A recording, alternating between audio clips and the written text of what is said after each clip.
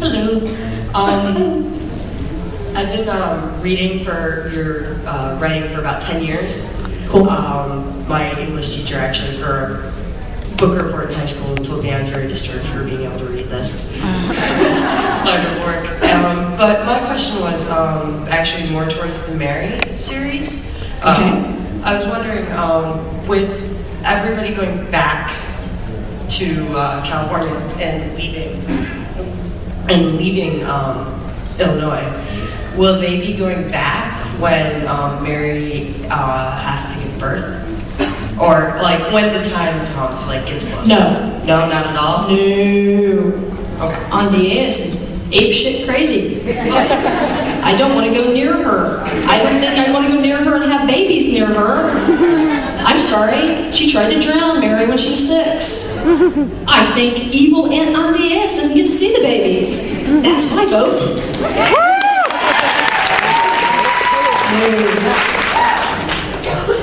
Yes. Hi. First of all, thank you for being one of my favorite authors. Thank you. I did have a question about religious symbols in the Anita series. I think it was in one of your early books, the may have been Bloody Bones, where you had a Jewish character and he makes a comment that he's holding up the Ten Commandments because a Jewish star was considered like a racial symbol. And, you know, as a Jewish person, I want to protect myself, not necessarily from those vegetarian, sparkly guys. I'm curious as to why, I mean, I know it was just kind of like a throwaway line. I asked friends who were Jewish, and over half of them said that the Star of David is a racial symbol and not a religious symbol to them.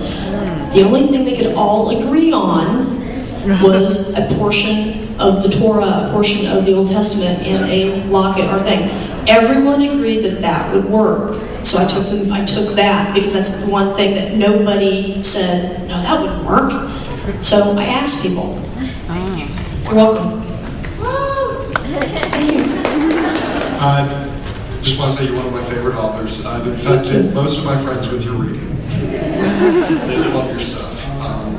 I know that you used to play Dungeons & Dragons, and given that you've also written a Ravenloft book, is Anita's world some sort of modern visualization of the Ravenloft world, given that the zombies are sentient? They have some sort of life force in there, even if Anita can't quite see all of it. Well, I created Anita before Ravenloft existed. I just couldn't sell it. So no, it's not. I found Ravenloft a good idea, but too entirely without hope. I played Dungeons & Dragons for years, and the reason I stopped is because it uses the same part of my mind that writes, and that part's busy. So, but no.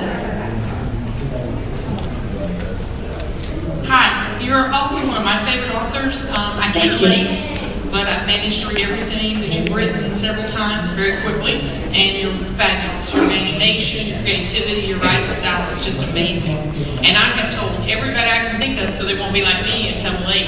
I'm like, have you read her? Have you tried this? So I just want to thank you for that. And are there any spoilers you will share with us about the next book? Any spoilers about the next book? That you will share. Come on! Something just a little! So you have a difference of opinion here. I actually do have an email with the blurb copy on it. So, yeah, I can read that. Do another question while he finds it. Okay. Hi, I just want to say thank you for the endless hours of entertainment that your books have provided. You're welcome. And a friend and I are particular fans of your Strange Candy collection, and want to know what your favorite short story in that collection is. I'm sorry, I was talking to my husband. He's going to distract me. Can you repeat that last part?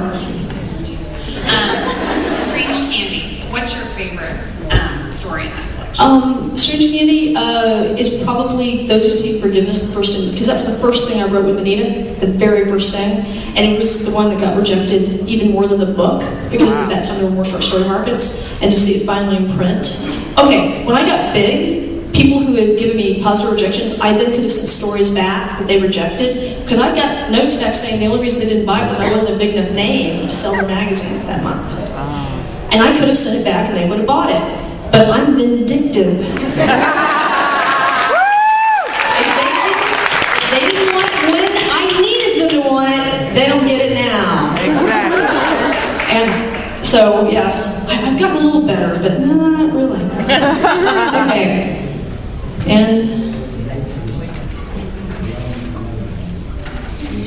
all right. Now, this is not going to be the exact back cover copy. You understand that, right? Yes. You promise. Okay. Anita is out of state with Edward as U.S. Marshals, trying to catch the serial killer that is killing were-tigers across the country. Anita and Edward both know that the Harlequins, still loyal to the Mother of all Darkness, are killing the tigers, but they can't tell the police because whoever mentions the Harlequin without being invited will be hunted down and killed. And there are too many secrets from the other police. Anita can't explain everything, but because the Harlequin met each other in mass, even the Harlequin on our side don't have faces or real names to give to the police. Anita and Edward know everything and nothing that will help catch the killers. Edward begins to think the killings are a trick to lure Anita out away from Jean-Claude and all his bodyguards. A trick to lure her out so the Mother of all Darkness can either have her kidnapped and try to take over her body or kill her. Edward will propose they set a trap to lure the Harlequin in and to try and take Anita. He bets that he, Anita, some guards from home, and other marshals will be better than a millennium-old vampire assassins. The vampires call Anita the Executioner and Edward Death, but can even Death and the Executioner win against the Harlequin?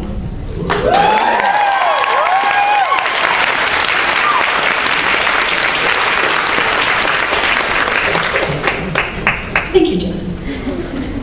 So yeah, that's what I'm doing. I'll be going home and writing things about dismembered bodies. That's really where we're at. And getting to see more U.S. Marshals in the preternatural branch and seeing how that's working. So. Hi, Laurell. My name is Anne, and I am one of those bad people. I've never read Anita. I'm a big Mary fan. But I don't really have a question. What I wanted to say to you was I'm so happy to see you happier. The posts on Facebook and on Twitter, the things that, that show that you're taking more time for yourself. I'm just really pleased that you've done that for yourself. Thank you very much,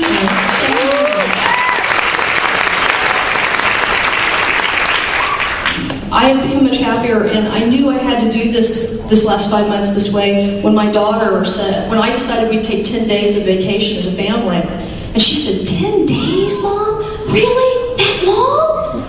I thought, oh yeah. And so we have gone, and we actually, those who are on Twitter or Facebook, for my daughter's birthday early, for Pilar, who is now hopped up on sugar, thanks to one of the audience members. Yeah, we flew as a family to Lady Gaga in Seattle, and we all dressed up, did the costumes and everything, and I braided my first micro miniskirt in public. Not the belt thing, though. What are you doing over there? Nothing, you're both innocent. Yes. So not. Okay. That actually plays into one of the things I wanted to say, which was thank you for sharing the information that you do on Twitter, because it's really enjoyable and interesting to see the process with what you're doing as far as the book writing and just all the other fun details that you put out there. As far as the books go, do you have a arc in mind as far as an endpoint for Mary? Because it sort of sounded like you might have said that earlier. Mary was always meant to be a closed series, so you come to the happy ever after. Right now I'm seeing if Mary and I want to continue to play, we really could have ended at book 7, and you guys could have filled in the happy details on your own. But I love Mary's world and Mary's people, so I wanted to play. To do more things that are not attached to the main plot line. And so we're going to see if we can do that or not. Maybe not. Maybe we're just going to have to take care of cleaning up the court and get to see the babies. But I thought you guys would like lynch me if you didn't get to see the babies. Yeah, and I've actually made notes about kindergarten for the kids. So apparently I am planning to do more books because they aren't born yet. Hi, Laurel. Thank you for taking everybody's questions today. You're welcome. I really love the books and love the fiction writing, but like the last couple of people have said, I really am enjoying the Facebook interaction. And I just wanted to know how you draw the line between work and sharing that, which is it's probably work for you to a certain extent to keep us filled in, but it's not work that goes towards your final product. So how do you draw that line on balancing work, pseudo-work, play, and how much you're going to share with us? I'm still working on that, but on posts themselves, I have Jonathan or Carrie or somebody else read them before I post them if I think it's an iffy topic. It's very interesting that no matter what you post, some people do the opposite interpretation. No matter what you say, you can't fix it. I learned that. You just let it go. Let it fly and be free and grow on the internet.